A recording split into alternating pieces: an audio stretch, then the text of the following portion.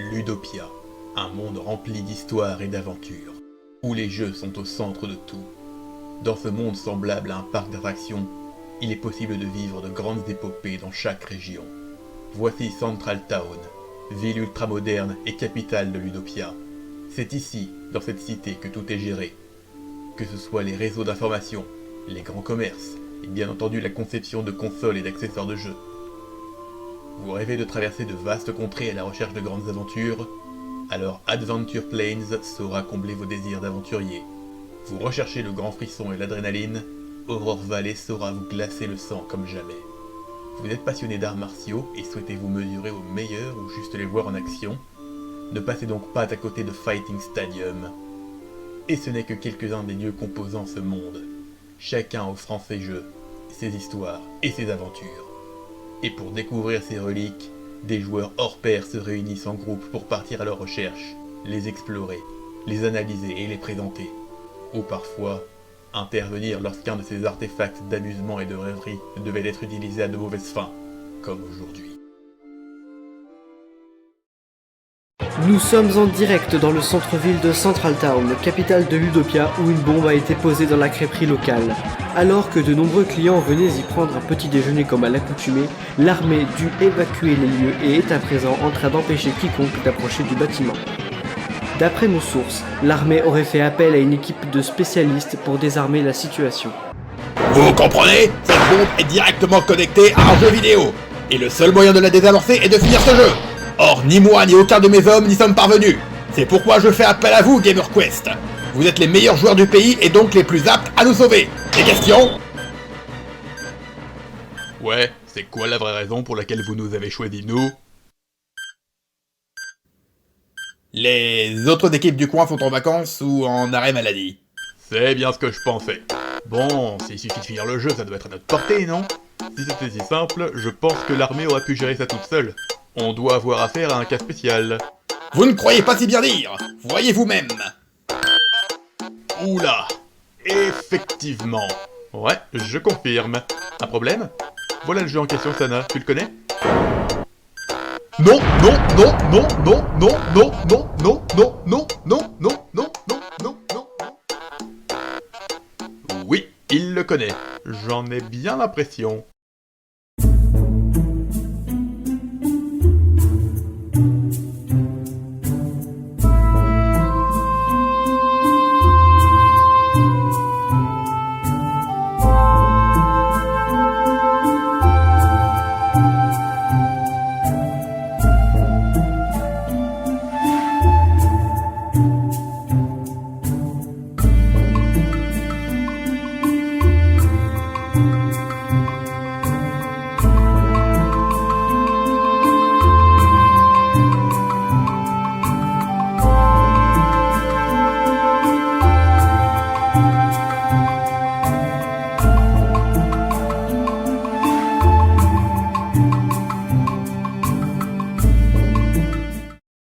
Désolé, cette cartouche m'a rappelé de mauvais souvenirs.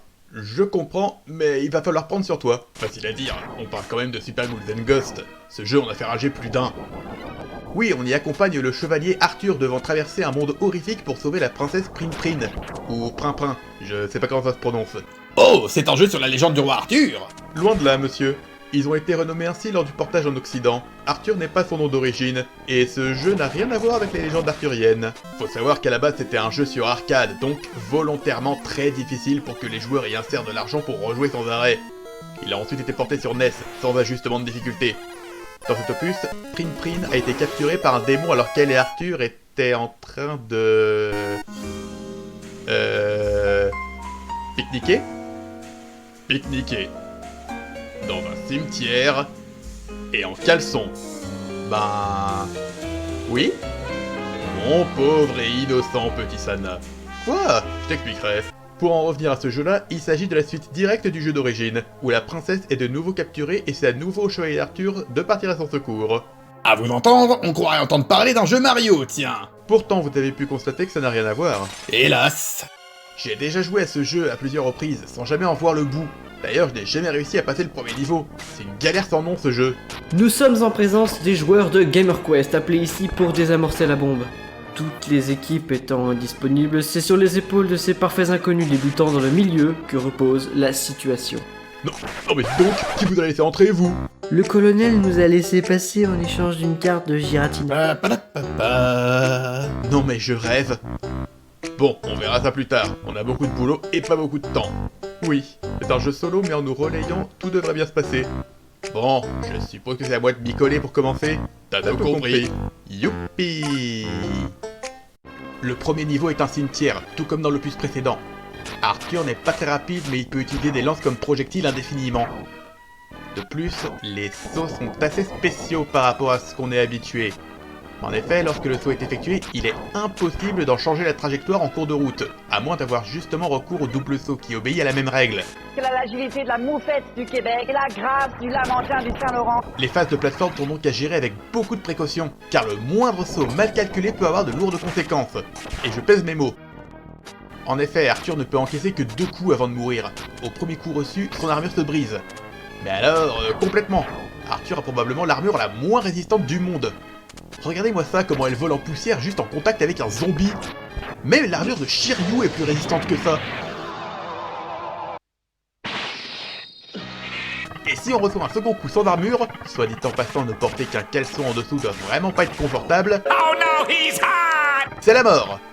Au passage, vous noterez le processus de décomposition incroyablement rapide de notre héros, c'est dire à quel point il est fragile. Et si c'était que ça, encore ça irait, mais les ennemis arrivent en boucle et en masse. Voyez par vous-même. Entre les zombies qui sont lents mais nombreux, les crânes qui lancent des boules de feu, les loups qui sont bien évidemment des ennemis, le simple fait d'avancer est rendu très difficile, sans parler de ce timer qui nous met une pression supplémentaire. Regardez-moi ça, je n'arrive même pas à passer le premier niveau. La situation est désespérée. Il semblerait que les joueurs sur qui tout repose ne soient pas à la hauteur du funeste jeu menaçant la destruction du bâtiment. Tout espoir est-il perdu? Mais il est encore là, lui? Je prends le relais. Bon, il faut un petit temps d'adaptation, mais le gameplay en lui-même n'est pas difficile à prendre en main. Une fois qu'on est à l'aise, le premier niveau se passe tout seul. Hé, t'insinues que je suis nul? Entraîne-toi sur Switch en attendant ton tour. Passé le cimetière, on arrive à un passage où les vagues viennent régulièrement tout emporter et le seul moyen d'y échapper est de se placer sur une colonne de pierre. Mais inutile de paniquer, on a largement le temps de se mettre en position. C'est après que ça se corse avec cette forêt remplie de boursouflures qui explosent. Ah, et il y a aussi ces chariots enflammés qui nous foncent dessus si le sol s'élève. Si on n'a pas le réflexe de sauter, ça peut vite coûter des vies. Après ce passage, on affronte un boss, un oiseau géant. Encore un oiseau? Te plains pas, t'en avais pas dans l'épisode précédent. Il suffit de l'attaquer à la tête en évitant les coups de bec et les œufs qu'il lance. Ces coups sont plutôt faciles à anticiper, alors rien d'insurmontable.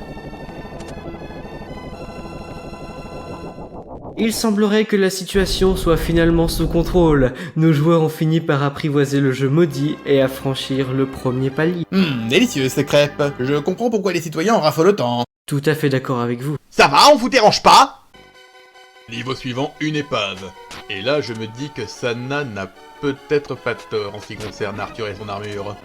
Vu la fragilité du gars, je n'attendais pas de lui qu'il sache nager. Mais de là à ce qu'un simple contact avec l'eau ne le tue instantanément, c'est possible de faire une intolérance aussi totale à l'eau. Ce mec ne peut donc ni se baigner, ni boire, ni même se laver. Sa vie doit vraiment être pénible. Et s'ils n'ont pas mieux niveau chevalier au château, j'ose pas imaginer ce que ça donne pour les autres. Et je parle même pas de son armure.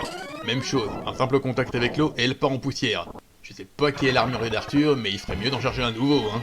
Une crêpe, mon cher RF? J'ai pas que ça à faire. Chocolat, s'il vous plaît.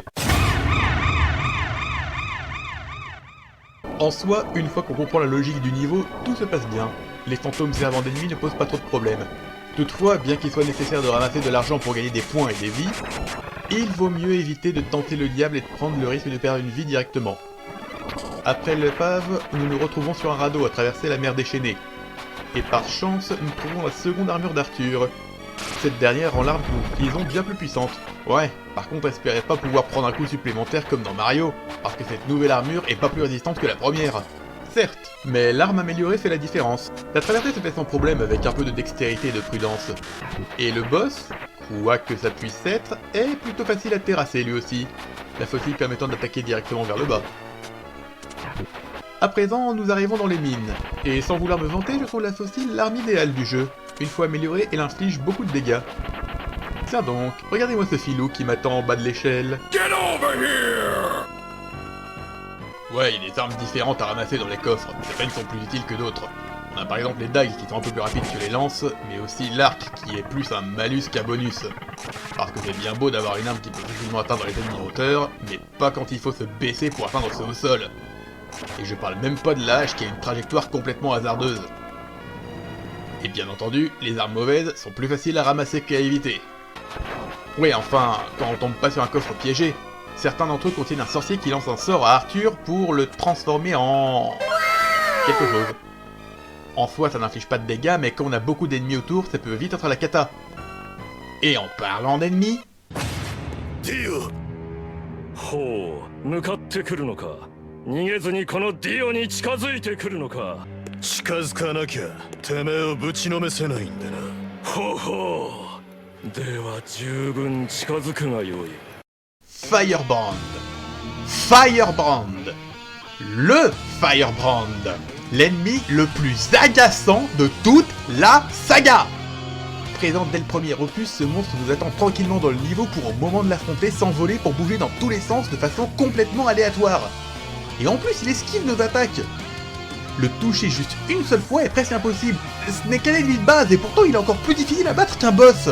En plus, même si on arrive à l'esquiver, on ne peut même pas le fuir, ce gros relou nous poursuit sans arrêt. Et le pire dans tout ça, c'est qu'il est le héros de sa propre série. Je rigole pas, Firebrand a vraiment sa propre série de jeux et est même devenu un personnage à part entière. Vous vous rendez compte? C'est comme si on faisait un jeu sur les frères Marteau. Ok, je sais que ça peut arriver d'avoir le méchant comme protagoniste dans un jeu, mais pour le coup c'est à se demander si Firebrand n'est pas justement le véritable ennemi juré d'Arthur. Et moi pendant ce temps, j'attends toujours un jeu sur Bowser. Grep 2. Enfin, au moins dans ce niveau on a réussi à mettre la main sur l'armure d'or, la plus puissante de toutes les Non mais c'est une blague! J'ai une astuce, tu vas vite comprendre pourquoi je privilégie la fossile.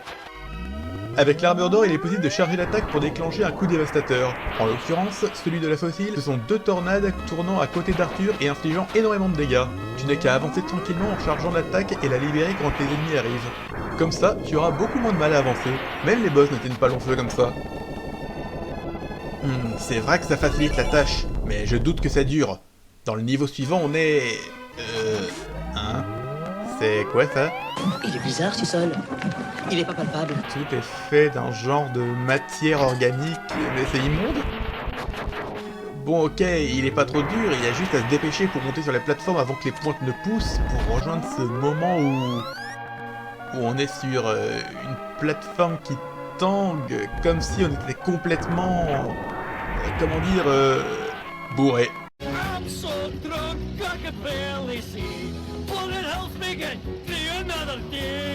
Et le boss est un dragon à trois têtes qui...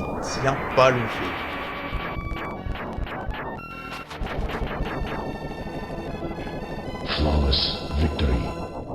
Bien, niveau de la montagne enneigée maintenant. Ici, les phases de saut sont plus corsées. Franchement, niveau agilité, Arthur repassera. Ceci dit, le niveau reste assez simple, surtout grâce à la technique de Harak avec les tornades. On a bien un passage où il faut s'accrocher aux échelles avant de se prendre une avalanche dans la trogne, mais tout comme les vagues du premier niveau, c'est loin d'être insurmontable. Le boss, un démon de glace, a été un peu plus prudent que les précédents. En volant, il pouvait se mettre hors de portée des tornades. Alors on devait prendre le risque de venir s'approcher et de prendre un coup pour l'atteindre. Ensuite, on arrive dans le château des démons. Comme d'hab, aucun problème, même Firebrand ne fait plus le poids. Le roi nous a affrontés à mi-chemin, rien de difficile. Mais après avoir traversé la seconde partie du niveau qui était bien galère même avec les tornades, il nous a réaffrontés dans un combat en deux phases. Pour ce combat, on a vraiment dû jouer la sécurité. Ce creux au milieu de l'arène avait beau être le seul moyen d'échapper à son rayon de la mort, les flammes pouvaient quand même nous en déloger.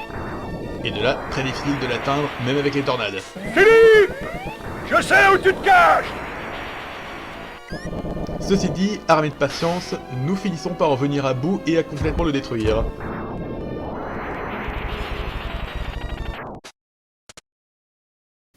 Phew, on a réussi. Félicitations, chers joueurs, j'ai toujours su qu'on pouvait compter sur vous. Chers téléspectateurs, nous sommes sauvés. Les joueurs de GamerQuest sont venus à bout du jeu démoniaque et ont... Vous êtes pas au courant? Hein? Bah quoi? On a battu le boss final, le jeu est terminé, non? Alors, comment te dire ça sans que tu le prennes mal? Mais attendez, on a pris une prime qui nous parle. Je vois pas ce qui pourrait... Comment ça, on ne peut pas battre Sardius? Comment ça, on a besoin du bracelet de la déesse qu'elle a perdu en chemin? Comment ça, on doit retourner le chercher? Pourrais-je avoir une autre crêpe, s'il vous plaît? Donc, pour résumer, on doit refaire tout le jeu en encore plus dur, avec une arme imposée que l'on ne peut même pas charger, le tout sans avoir game over sous peine de devoir recommencer depuis la première route. C'est exactement ça.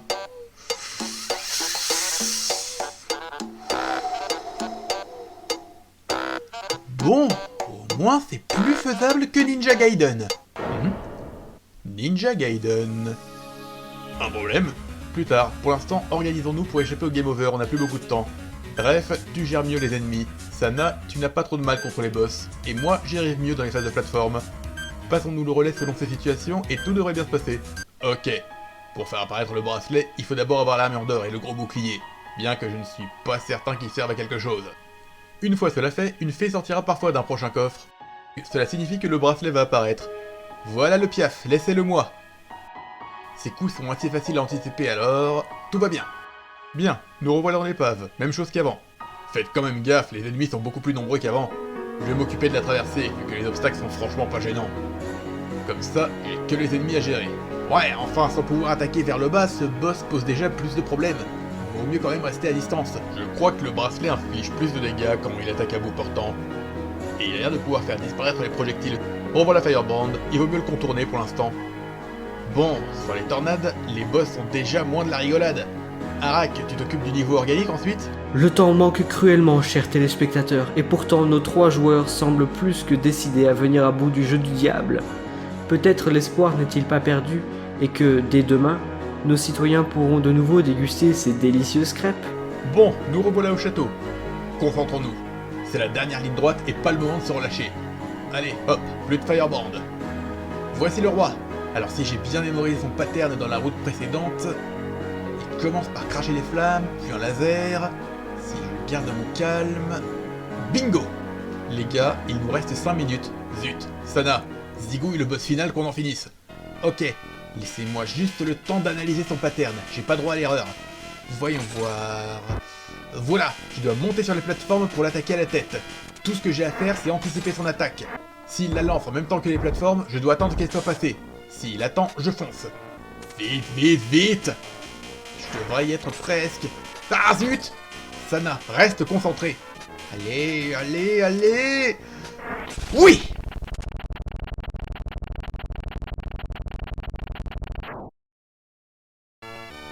Phew. La bombe s'est arrêtée quand le boss a explosé. De justesse. En tout cas, je vois que ça se faisait bien avant la Switch de finir fièrement le boss final en sous-vêtements. Au moins ils gagneront du temps si la princesse veut s'arrêter pique-niquer au cimetière. Hein? Laisse tomber, Sana. Quel soulagement, chers téléspectateurs, les 3 joueurs de GamerQuest ont réussi. La bombe a été désamorcée et le Créporama est sauvé. Ah! On vous doit une fière chandelle, GamerQuest! Je savais que nous pouvions compter sur vous! Ben voyons. Les gars, un problème? Oh, regardez, c'était pas une vraie bombe, elle était chargée avec du caramel. Pardon? Je me demande pourquoi l'armée n'a pas décelé la supercherie. Faut croire que notre poseur de bombes voulait s'amuser un peu. Il a conscience que ça fait rire que lui? Enfin, au moins c'est réglé. Dites, colonel, on peut garder la cartouche? Pardon? Vous voulez garder ce jeu immonde? Ne dites pas ça. Ok, Super Ghouls and Ghosts est difficile à s'en arracher les cheveux, mais contrairement à certains Ninja Gaiden, la difficulté est justement dosée. Ce qui fait qu'il est amusant. Pour continuer la comparaison, si la difficulté de Ninja Gaiden est décourageante au point de parfois pousser le joueur à laisser tomber, celle de Ghouls and Ghosts le pousse au contraire à se dépasser. Car plus on maîtrise le jeu, mieux on s'en sort, du moins quand il n'y a pas de bombe accrochée à lui.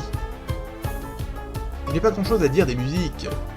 Seule celle du cimetière m'a personnellement marqué. En revanche, l'univers dark fantasy influencé gothique donne une bonne identité au titre, qui va très bien avec sa difficulté et on sent tout au long de l'aventure que l'univers a des choses à nous apprendre, de par ses environnements et ses ennemis. Firebrand par exemple, j'ai un peu râlé sur le fait qu'il ait son propre jeu, mais en soi je peux comprendre. Il est le parfait représentant de la race des démons pour nous montrer comment ça se passe chez eux. Et on peut déceler en lui un certain fair play. Lui reste tranquillement à sa place, attendant qu'on l'approche ou qu'on ne l'attaque avant d'agir. Bref, avant que nous soyons prêts à en découdre. D'ailleurs, lui et Arthur apparaîtront souvent dans la série des Marvel vs Capcom. Et la série en elle-même a continué un peu plus tard avec un opus sorti sur PSP qui, de ce que j'en ai vu, avait l'air assez correct. Par ailleurs, Oui, bon, d'accord, vous pouvez le garder. Pas la peine d'en faire tout un foin. Ok, ben merci. Messieurs, avez-vous un commentaire avant de nous quitter? Ouais, le narrateur à la fin du jeu dit que personne, pas même la princesse, ne savait que son bracelet était magique avant d'être capturé. Alors que dans tous les opus, elle fait le coup de nous faire retourner en arrière pour le chercher. Elle se paierait pas un peu nos faces des fois? Eh mais c'est vrai ça!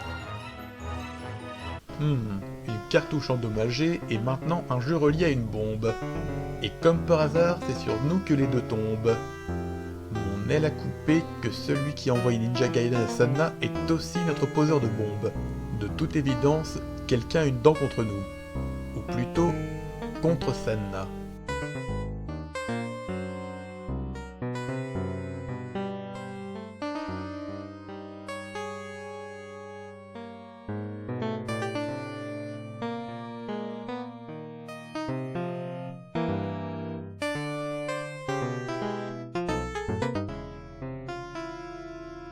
Impossible. D'abord Ninja Gaiden, ensuite Super Ghouls and Ghosts. Ah, il semblerait que je l'ai sous-estimé. On dirait bien qu'il va falloir employer la manière forte.